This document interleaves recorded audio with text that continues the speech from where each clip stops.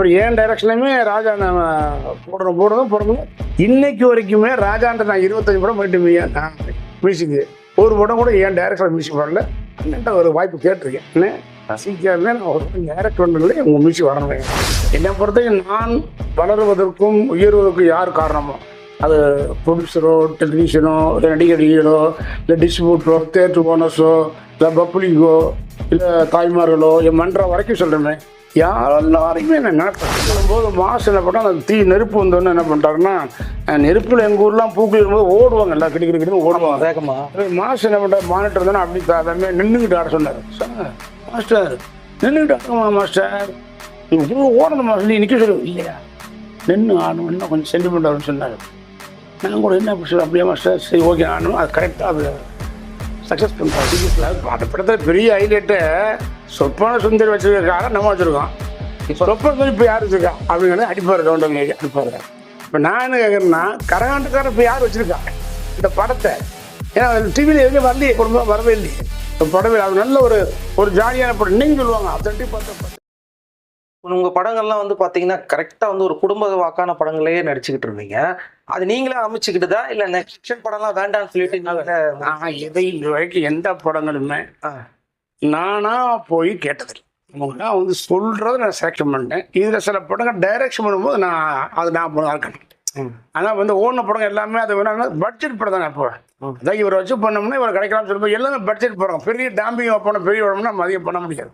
இப்போ நிறையா படம் பண்ணுறதுனால என்ன பண்ணுறோம் சின்ன படமாக வரும்போது சின்ன பட்ஜெட் போது வில்லேஜும் போக முடியாது. நீங்கள் என்ன சொல்ல முடியும் இந்த சாமானியம் வரைக்கும் 45 படம் 45 படமே தமிழ் படம் தான். No remake. நீங்கள் நல்லா கவனிக்க உள்ள அது யாருக்கும் தெரியாது. 45 ஃபிலிம்ஸ் தமிழ் படம்.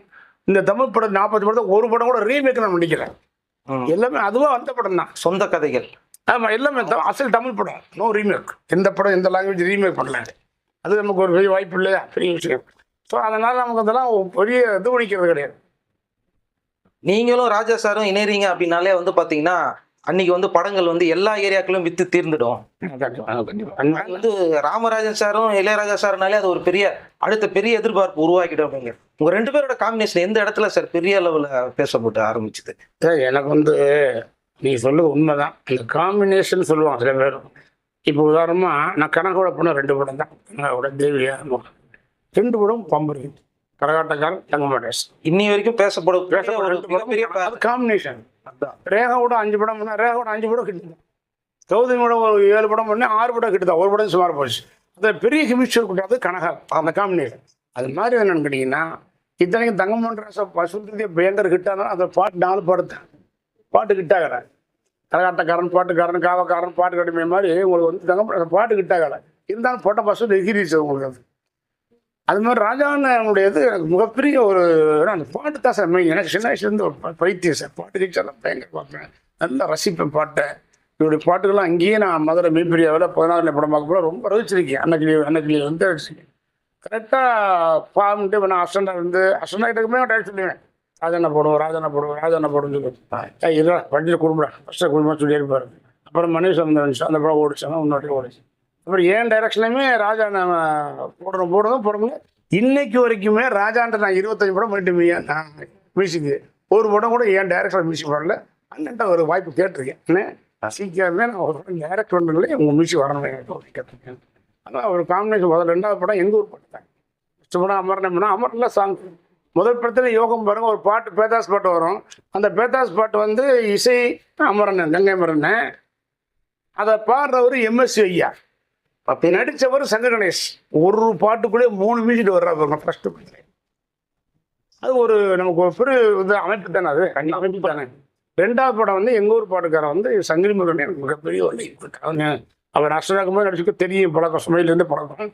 நல்ல ஒரு படத்தில் நடிக்க வச்சு அது ஒரு கதை சொல்லும் போதெல்லாம் இந்த பாட்டு பாடி மாட்டு வளர்க்குறது பாட்டு பாடி வித்தியாசம் வருது. என்ன சார் எப்படின்னு இல்லை அதை நல்லா தம்பி அப்படின்னாரு. வந்து டைட் நான் தடையும் போயிருந்தேன் பூஜைக்கு. அது போட்ட பாட்டு எடுத்தோன்னு எங்கள் ஊர் பாட்டுக்காரன் போட்டு பயங்கர ஹிட் ஆயிடுச்சு. அந்த சாங் பூரா பட்டி திட்டு எல்லாம் பயங்கரம் ரீச் ஆகி போச்சு. அது வந்து மிகப்பெரிய அமைப்பு வந்துச்சு. அதுக்கப்புறம் தொடர்ந்து ராஜானை நமக்குன்னு போடுற பாட்டெல்லாம் என்னமோ தெரியல இந்த கிராமிய மனத்திலையா அந்த எளிய முறை வார்த்தைகள் அமைஞ்சு ஈஸியாக போய் எல்லா பாட்டும் விட்டு எனக்கு மட்டும் இல்லை சார் ராஜா சார் போட்டது வந்து அப்புட்டு பேருக்கும் அப்போல விட்டு போடுவார் சார். இது வரைக்கும் தமிழ்நாட்டில் வந்து இன்னைக்கு நம்ம நாட்டில் இசையமைப்பாளரில் அதிகமான சுச்சுவேஷனில் அதிகமான பாட்டு பாடி ஒரே ராஜன் தான். பாட்டு போகிற ஹிட்டு. அது மாதிரி எல்லாருக்கும் பாட்டை அவர் சூப்பராக போட்டிருக்காரு. எனக்கு போட்ட பாட்டுகள் என்னன்னா இந்த மனசில் போய் தைக்கிற மாதிரி இது உட்காந்துருச்சு.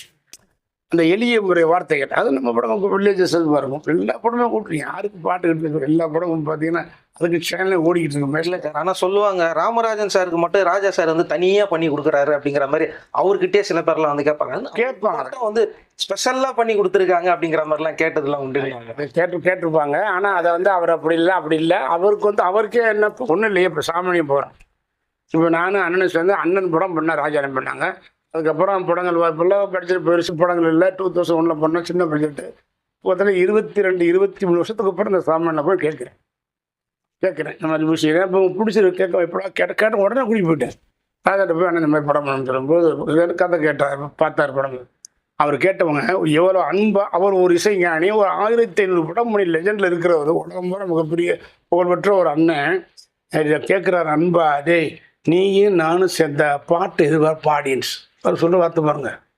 எல்லாத்துக்கும் போட்டிருக்காரு. இப்போ ராமராஜன் இளையராஜா கொஞ்சம் எக்ஸ்ட்ரா தனியாக இருக்கும். அப்போ நீயும் நானும் சேர்ந்தா ரசிகர் பாட்டு எதிர்பார்ப்பாங்க. பாட்டு இல்லாமல் படம் இருக்கேன்ட்டார். என்ன பண்ணுறதுங்க, வேறு யாரும் வரல, இதுதான் வந்தாங்க. சரி படிப்பு ஒரு படம் பண்ணார், ஒரு பாட்டு பண்ணார். அதுக்கப்புறம் கிளைமாக்ஸ் அந்த ஒரு சாங் வந்து அவரே போட்டார். ஒரு பாட்டு அவரே எழுதி நான் பாடுறேன், அவனை லிப்பு கொடுத்து பட சொல்லி கொடுத்து செகண்டாக மட்டும் போதும். ஃபஸ்ட்டாக பாட்டு அவரே சொல்கிறார். கதை கட்டுப்போம். ஏன்னா எனக்கு ஜோடி இல்லை, பாட்டு இல்லை. ஏன் ஒத்துக்கிட்டேன்னா அந்த கதைக்கு ஒரு விறுவிறுப்பு தேவைப்படுது. ஒரு விறுவிறுப்பு தேவை. காதை பண்ணுறதோ பாட்டு போடுறதோ கதை கட்டு போயிடும். அந்த கதையுடைய ஃபவுண்டேஷன் நானே அதை பற்றி நினைக்கிறேன், கேட்கறோம். ஒரு சூப்பர்னு அதனால் ராஜானா கம்பெனி டெஃபரெண்ட்டாக எனக்கு மிகப்பெரிய ஒரு 24 வந்துருச்சு. அடுத்த படம் ராஜானா 25,000. ஏன்னா ராஜா சார் வந்து அவ்வளோ சீக்கிரத்தில் எந்த படத்தையும் ஒத்துக்க மாட்டாரு அப்படின்றது கூட சொல்லுவாங்க. நீங்கள் உங்களை பார்த்த உடனே இத்தனை வருஷம் ஞாபகம் வச்சுக்கிட்டு திரும்பவும் வா பண்ணல. நான் கண்டினியூவாக சார், நான் என்னை பொறுத்த வரைக்கும் என்னென்ன எல்லாரும் சார் நம்ம பொறுத்த வரைக்கும் பக்கம் நான் எதுவும் சொல்ல மாட்டேன். என்னை பொறுத்த வரைக்கும் நான் வளருவதற்கும் உயர்வதற்கும் யார் காரணமோ, அது ப்ரொடியூசரோ, டெலிவிஷனோ, இல்லை நடிகர்களோ, இல்லை டிஸ்ட்ரிபியூட்டரோ, தேட்டர் ஓனர்ஸோ, இல்லை பப்ளிக்கோ, இல்லை தாய்மார்களோ, என் மன்ற வரைக்கும் சொல்கிறேன். எல்லாரையுமே நான் நினைப்பேன், மறக்க மாட்டேன். மனசை வச்சுட்டே இருக்கிறேன். இதெல்லாம் இவங்கனால காரணம். நம்ம யார் ஒரு சராசரி மனுஷன் ஒரு கிராமத்தில் வந்து இந்த அன்னைக்கு ராமராஜன் கிராமராஜன் போட்டேன். அப்போ பேர் ராமராஜன் வச்சான், கிராமராஜன் போடுறான்னு. அப்போ அந்த அளவுக்கு பாருங்க எந்த அளவுக்கு அந்த மனசை உந்து கீ வரும். அந்த மாதிரி ஏன் மறக்கலாம். இதுதான் நான் எனக்கு அறியாமல் என்னென்னா ஒரு வருஷம் 10 நாளைக்கு ஜூன் 2 நான் என்ன பார்த்துருவேன். போய் ஒரு வாழ்ச்சிடுவேன். எந்த ஒரு விருது வாங்கினாலும் வீட்டில் போய் பார்த்து வணக்கம் வாட்சி பார்த்துட்டே இருப்பேன். அவர் எதுமோ அவர் மேலே எனக்கு தனிப்பட்ட ஒரு முறையில் ஒரு கூட பிறக்காத ஒரு அண்ணன் மாதிரியே ஃபீல் பண்ணி. அதே மாதிரி அமரனை பொறுத்தேன். அமரன் நன்மை சொன்னேன், அண்ணன் எனக்கு நான் அவங்க தம்பினே அப்படின்னு சொல்லி அமரன் ரொம்ப இல்லை ஜாலியான முடிச்சு. அமரன் வந்து கரகாட்டக்காரன் போட இவ்வளோ வரை கட்டி கொடுத்தாலும் எதையுமே ரிஸ்க் இல்லாமல் ஒன்றும் டென்ஷன் ஆகாமல் அப்படியே நீட்டாக நான் சந்தியில் கவனம் என்ன எல்லாம் அப்படி பேசி வச்சுக்கிட்டு சார் ரீவா இப்போ சாதாரண எடுத்த படம் கரகாட்டக்காரன். இது நம்ப மாட்டேங்க. No tension. மிகப்பெரிய தமிழ்நாட்டோட மிகப்பெரிய விஷயம் படம் சார் அது. இன்னும் கூட போன வாரம் சொன்னார் சார், அதை கரகாட்டக்காரன் பார்த்த ஆடியன்ஸ் வந்து இன்னும் பார்க்குறேன். அன்றைக்கி ரேட்டு ₹1, ₹1, ₹2, ₹3, இன்றைக்கி ரேட்டு வேறு. இந்த பார்த்த ஆடியன்ஸுடைய அந்த எண்ணிக்கை அதிகம்ன்றாங்க. ஆமாம், அந்த அளவுக்கு மிகப்பெரிய படம். அது எதுக்கு சொல்கிறேன்னா அமர்நாத் டென்ஷன் எடுத்துக்கலைங்கிறேன். சில பேர் அப்படிங்கிறாங்க இப்படிங்கிறாங்க, அப்புறம் மாட்டவங்க இங்கே போடு சொல்கிறாங்க. தவிர அவர் நமக்கு டெக்னீஷியன் எடுத்துக்க முடியாது. டேரக்ட் பண்ணியிருக்கோம் இருக்கும். அவர் கேஷாக எடுப்பார். அதே மாதிரி எங்கள் டைரக்டர் ராம்நாத் சார் குருநாதர், அவர் கொஞ்சம் டென்ஷன். குமரேஷா போயிட்டு நான் நீ போய் எடுத்துக்கின்றேன். கரகாட்டக்காரன் எப்படி சார் செட் ஆச்சு? எப்படி அதை பிளான் பண்ணீங்க? அது பாட்டுக்காரன் வந்து அது பாட்டுக்காரன் ஷூட்டிங்லேயே ஒரு நாடகத்தை ஆரம்பிக்க போனால் பணம் பேசும்போது பாட்டுக்காரன் மாதிரி கரகாட்டக்காரன் வச்சு ஒரு முழு படம் பண்ணலாம்னு அப்படி பேசிக்கிட்டோம். முழு படம் ஒரு ஹீரோயின் பண்ணால் இது வரைக்கும் வரல. ஏன்னா எல்லா படத்தையும் நான் அனலைஸ் பண்ணுறதுனால ஒரு முழு படம் ஒரு ஹீரோயினி வள்ளியை கரக வச்சு. அப்போ நான் அந்த நொடிகள்பட்டியில் எங்கள் ஊர் பக்கத்தில் நொடிகள்பட்டியில் கரகாட்டம் மாதேஸ்வர வாசிக்கு தான் நான் பார்ப்பேன். நான் அப்போ அம்மனை சொல்லுவாங்க அப்படின்னா தில்லானா மோகனம் படம் வந்து ரொம்ப பிடிச்ச படம். ஏபிஎன் படம் எல்லா படம் பிடிக்கும். அருமையான டைரக்டர் சார். ஒரு மாதிரி ஒரு புராண படம் இருக்கிறதுக்கு மனுஷன் பிறக்க முடியாது, இது வரைக்கும் படத்தும் கிடையாது.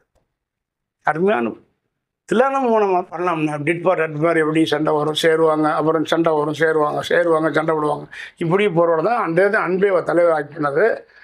அந்த மாதிரி பண்ணலான்னு பிளான் பண்ணி அப்படியே ஒரு லைன் பண்ணியிருந்தார் அவர். அப்புறம் போட்டு அப்புறம் சென்ட் ஜேம்ஸ் பேர் ஒரு சின்ன ஒரு சிண்டுக்கு வச்சுருந்தார் கரகாட்டம். ஏன்னா நீங்கள் தனியாக வச்சு போட்டீங்க முழு படம் பண்ணலாம் பண்ணுவாங்க, நான் பண்ணிட்டு அப்புறம் அவரை எல்லாம் உட்காந்து பேசி கரெக்டாக அவன் வந்து ஃபுல்லாக பண்ணிட்டார். நல்லா தான் அந்த படத்துல பாட்டும் அவ்வளோ பெரிய பிரமாதமான ஒவ்வொரு பாட்டும் வந்து பாத்தீங்கன்னா ரொம்ப பிரமாதமா இருக்கும். கேட்கும் போதெல்லாம் இப்பதான் ஃபர்ஸ்ட் டைம் கேட்கற மாதிரி இருக்கும். நீங்க பாடல்கள் பதிவு அப்போ பாடல் பதிவு நான் கேட்கறேன் அதில் போறதில்ல. பூஜைக்கு போனோம், பூஜைக்கு அதெல்லாம் போட்டு பாட்டாளி போட்டு பூஜை போட்டு பாட்டாளி போட்டுருப்பார். நீங்க பாருங்க, ஒரு எவ்வளோ பெரிய இசை ஞானிகள் சொல்கிறேன் சார். கரகாட்டக்காரன் பட்டு லோ கிளாஸ் பாட்டு அடிச்சு டான் டன் டன் டன் டன் அப்படிங்கள்ல அந்த 7 பாட்டோட டைட்டில் சாங் பாருங்களேன், ரொம்ப மெச்சூர்டான. பாட்டாலே புத்தி சொன்னார், பாட்டாலே பக்தி சொன்னார்னா அது எந்த ஒரு லோ கிளாஸ் பாட்டு எவ்வளோ ஒரு ஹை தாட்டான ஒரு டைட்டில் சாங் பார்த்தீங்களா? அதை ரசிக்கிறேன், அது ரசிச்சார் சார். அதை அந்த பாட்டை பிக்சர்லாம் போடும்போது அப்படியே பார்க்குறேன். அப்படி அந்த மாதிரி நல்லா அதை வந்து டைட்டில் போடும் போதே ஒரு இது வரும். அந்த பாட்டு பாருங்க இவ்வளோ லோ கிளாஸ். எங்கள் ஊர் பாட்டுக்காரன் எல்லாத்திலும் கெட்டிக்கார பாடுறது வேற, இது பாட்டாலே மெலோடி சாங் அழகாக போட்ட சூப்பராக. கரகாட்டக்காரன் வந்து பார்த்தீங்கன்னா chit A class B class தனியாக பிரிப்பாங்க. ஆனால் இது வந்து எல்லா கிளாஸ்லேயும் வந்து இறங்கி அடிச்ச படம். அது எதுக்கு, அது என்ன காரணம் முதல்ல பேசுகிறேன். ஏன்னா இந்த கரகாட்டத்தை வந்து சார் நான் பார்த்துருக்கேன். எங்கள் ஊரில் கரகாட்டம்னா நான் போய் பார்க்காம இருக்க மாட்டேன். இந்த கரகாட்டம் ஆடுறது 10-11 ஆரம்பிச்சாலும் கிட்டத்தட்ட 2, 3, 4 வரைக்கும் ஓடும். அந்த நேரத்தில் கரகாட்டத்தை வந்து ஒரு ஐபிஎஸ் அதிகாரியோ ஒரு ஐஏஎஸ் அதிகாரியோ ஒரு ஆஃபீஸர்ஸோ இல்லை டாக்டர்ஸோ வேறு யாருமே போய் இங்கே பார்க்க முடியாது. அந்த ஆட்டத்தை கரகாட்டம் ஆடுறதை பார்க்க முடியாது. ஆரம்பிக்கிறது 10 இருக்காது, முடிக்கிறது 2, 3, 4 கிடையாது. இந்த நேரம் யார் பார்ப்பாங்க? அதை ஸ்க்ரீனில் பார்த்த உடனே அந்த பாட்டு, காமெடி, அந்த டான்ஸு, அந்த கரகம் எல்லாம் பார்த்து நம்ம ரொம்ப. நீங்கள் கரகம் ஆடினதப்போ அது கொஞ்சம் பயிற்சி எடுத்துக்கிட்டீங்களா இல்லை வேற ஏதாவது பண்ணிட்டீங்களா? இல்லை, எனக்கு வந்து அங்கே பார்த்த டான்ஸ் மூவ்மெண்ட்லாம் ஞாபகம் இருந்தது. அது டிகேஎஸ் பாபு மாஸ்டர் தான் சொன்னேன், நீங்கள் எடுத்துட்டீங்க சார், எங்கள் ஊர் ஆட்டம் 2, 3 ஆட்டம் இருக்குது, ஆடுறீங்க சாங்க போடுங்க அப்படின்னு நானும் சார் எல்லாம் போட்டு 2, 3 ஆட்டம் ஆடணும் எங்கள் ஊர் சைடில். அப்புறம் மாதம் அது 2 மணி நல்லா வச்சுட்டாரு. அந்த மாதிரி பயிற்சி எடுத்துட்டீங்கன்னா அதாவது ஒரு கரகம் தான். இப்போ அபூர்வ கமல் சார் அந்த காலம் மடைக்கு சரி, அது உங்களுக்கு தெரியாது யாருக்கு. அது மாதிரி இன்னைக்கு இந்த கரகம் எப்படி நினைச்சு இன்னைக்கு வச்சுட்டு இருக்காங்க.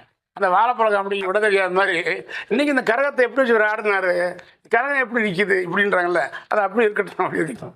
கிளைமேக்ஸ் சொல்லுங்க சார். அந்த படத்தோட முக்கியமாக கிளைமேக்ஸ் தீ மிதிக்கிற அந்த காட்சி நிஜமாவே தியேட்டர்லேயே வந்து பார்த்தீங்கன்னா எல்லாருக்குமே ஒரு மாதிரியான பெரிய வைப்பு. நானே உண்மையிலே எனக்கும் அவ்வளோ அந்த ஃபோர்ஸ் டைம் எனக்கு டான்ஸ் மூமெண்ட் எதுவுமே தெரியாது சார். பக்கா வில்லேஜ் பண்ணுவேன் தவிர தலைவரும் பார்த்துட்டு எல்லா படம் பார்க்கணும் தவிர டான்ஸ் வராது.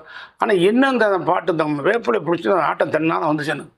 அந்த மாரியம்மா மாரியம்மா அப்படி தரரா தாரா பையன் வந்துச்சு சார். அப்புறம் ஆடிட்டு வரும்போது மாசு என்ன பண்ணால் அந்த நெருப்பு வந்தோன்னு என்ன பண்ணிட்டாருன்னா, நெருப்பில் எங்கள் ஊர்லாம் பூக்கள் இருக்கும்போது ஓடுவாங்க, எல்லாம் கிட்ட ஓடுவாங்க வேகமா. மாசு என்ன பண்ணுறாரு, மானிட்டர் இருந்தோன்னா அப்படி எல்லாமே நின்றுக்கிட்டு ஆட சொன்னார். சார் மாஸ்டர் நின்றுக்கிட்டு ஆடுங்கம்மா மாஸ்டர், நீங்கள் ஓடணுமா சொல்லி நிற்க சொல்லி இல்லையா, நின்று ஆடணும், இன்னும் கொஞ்சம் சென்டிமெண்ட் ஆகுன்னு சொன்னார். நான் கூட என்ன அப்படி சொல்ல அப்படியே மாஸ்டர், சரி ஓகே ஆடணும், அது கரெக்டாக அது சக்ஸஸ் பண்ணிட்டார். டிஎஸ் பாபு சொன்னார் நிற்க. ஆனால் அவர் முஸ்லீம், அவர் டிஎஸ் பாபு இஸ்லாமிய கூட பாருங்க. ஒரு அந்த பாடம் எடுக்கும்போது அவர்லாம் விரதம் இருக்கிறார். ஓ டான்ஸ் மாஸ்டர் டிஎஸ் பாபு அந்த சாங் எடுக்கும்போதெல்லாம் அந்த இருக்கும்போதெல்லாம் அவர் NB சார மாட்டார், அந்த மாதிரி விரதம் இருந்தார். நின்று ஆனது அவரை வச்சார். ஏன்னா எனக்கு இன்னும் கூட நல்ல ஞாபகம் இருக்குது. தியேட்டர்ல வந்து அந்த காட்சி எல்லாருக்கும் ஒரு மாதிரி நிஜமாவே அந்த சாமி இறங்கி வந்த மாதிரியான ஒரு அந்த மியூசிக் கிளைமேக்ஸ் எல்லாம் இப்ப கூட அந்த பாக்குறதுக்கு அவ்வளவு பயங்கரமா இருக்கும். நல்லா அடி, சரியான அடி, உங்க வீட்டு அடியா எங்க வீட்டு அடியா. வில்லன் சந்தான பார்த்து ஒரு மாதிரி ஆயிடுவாரு. இவங்க 2 பேரும் இறங்கி நடந்து வர்றதை பார்த்து அவரே கொஞ்சம் அதிர்ச்சியார. அதாவது இந்த காமெடியா அப்படியே ஆரம்பிச்சு அப்படியே போய் டான்ஸ் போட்டு ஆடி போய் போய் கடைசியா நச்சுட்டு அந்த படம் உட்காந்து ஆன உடனே டோட்டல் ஃபிலிம் வந்து தூக்கிடுச்சு. ஒரு பாட்டு போதும் மாதிரி வச்சான். தியேட்டர்ல எல்லாம் பேர் ஆட்டம் ஆடி சாமி ஆடினா. அதே மாதிரி அந்த படத்துல காமெடி சார், நீங்க அந்த காரை வச்சுட்டு கவுண்டமணி சார் நீங்க எவ்வளவு சொல்லுவீங்க, பக்கத்துல தானே இருக்குதுங்க, நம்ம காரோட தான் பொண்ணு விடாப்படியா அவங்க ரோட்ல நடக்க வச்சு கூட்டு போற அந்த மறக்க முடியாது. இல்லைன்னா இப்போ நான் அப்புறம் 2 மாசம் முன்னே பேசினேன். அண்ணே ஒரே ஒரு சந்தேகம், என்ன கண்ணா சொன்னார். நான் கரகாட்டக்காரன் படத்துல கவுண்டமணி மணி சொல்லுவாரு, கேட்பாரு, இவங்க கேட்பான், சந்தியில் கேட்பான்,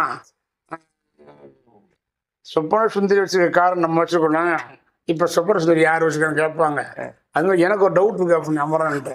என்ன அப்படின்னாரு, இப்போ கரகாட்டக்கார படத்தை யார் வச்சிருக்காங்க ஏன்னு கேட்டார். இல்லை போடவே மாட்டாங்களானே அந்த மாதிரி கேட்டேன். அவர் சிரிக்கிறாரு. அதாவது அந்த படத்தில் பெரிய ஹைலைட்டை சொப்பன சுந்தரி வச்சிருக்கார நம்ம வச்சுருக்கோம். இப்போ சொப்பன சுந்தரி இப்போ யார் வச்சிருக்கா அப்படிங்கிறது அடிப்பார், கவுண்டர் அடிப்பார். இப்போ நான் என்ன கேட்குறேன்னா, கரகாட்டக்காரன் இப்போ யார் வச்சிருக்கா அந்த படத்தை?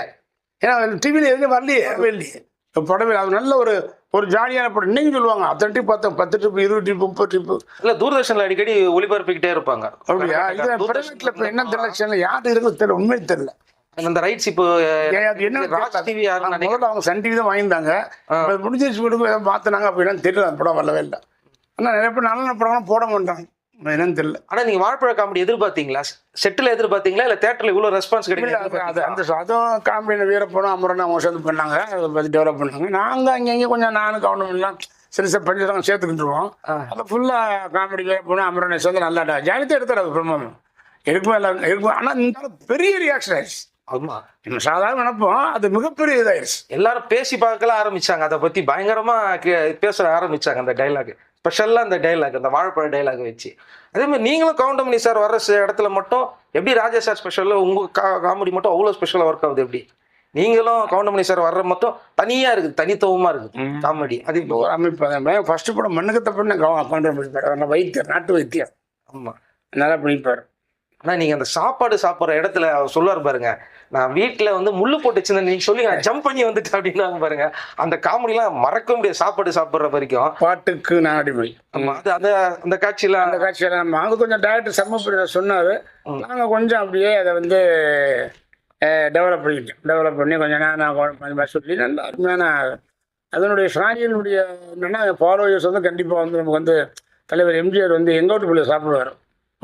இந்த கோல எம்ஜிஆர் வர்றதுக்கு முன்னால் இவர் நல்லா சாப்பிட்டுட்டு நைஸாக போயிடுவார். அவர் உட்காருவார், அந்த வாய் வலிச்சு கட்டுவார். அவர் பொதுவாக சாப்பிட்ற சீன் போல் அருமையான சாப்பிடுவார். அந்த மாதிரி தான் பாட்டு கடுமையை நான் வந்து இந்த சீன் ஐடியா பண்ணேன். நீங்கள் ஹீரோவில் நல்ல ஒரு பீக்கில் இருக்கும்போதே வந்து பார்த்தீங்கன்னா அந்த செண்பகமே சாமுக்கு வந்து பார்த்தீங்கன்னா வெறும் ட்ரௌசர் மட்டும் போட்டு நடிக்க வச்சிருப்பாங்க. நீங்கள் எப்படி ஒத்துக்கிட்டீங்க? ஒத்துக்கிட்டீங்கல்ல, போடுறது இல்லை சார். இப்போ ஒரு படம் நடிச்சாலே ஒரு ஹீரோ வந்து இதை பண்ண மாட்டேன், அதை பண்ண மாட்டேன்லாம் சொல்லுவாங்கல்ல.